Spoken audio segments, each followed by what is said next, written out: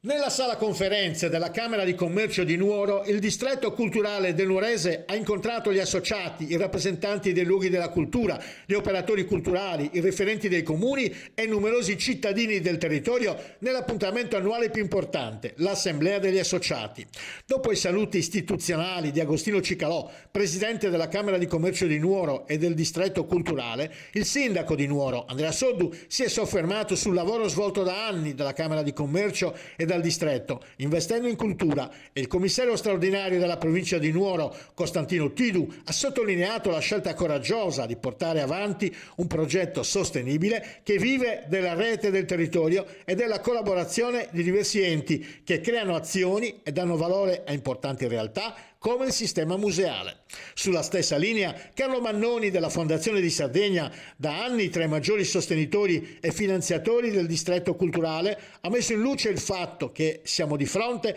ad un progetto esemplare che ha avuto continuità nel tempo, che è cresciuto e restituito strumenti e attività per un vasto territorio, contribuendo alla valorizzazione e alla promozione. Il presidente della Camera di Commercio di Nuoro e del distretto culturale del Nuorese, Agostino Cicalò, ha illustrato le principali attività realizzate in questo anno dal distretto. Il presidente del Comitato Tecnico e Scientifico del distretto culturale, Antonello Menne, ha ripercorso le origini del distretto, idea fortemente condivisa già con il presidente di allora, Romano Pisano, e soprattutto con gli studenti del Decamaster, ed il lavoro di approfondimento con lo studio di fattibilità che ha permesso di individuare le azioni importanti da intraprendere per sviluppare sinergia. Due le proposte formulate dall'Assemblea: un tavolo permanente tra il distretto come infrastruttura culturale più importante del territorio e le altre infrastrutture come sanità, trasporti e tutela del paesaggio, per far fronte insieme al grave momento di declino della Sardegna centrale,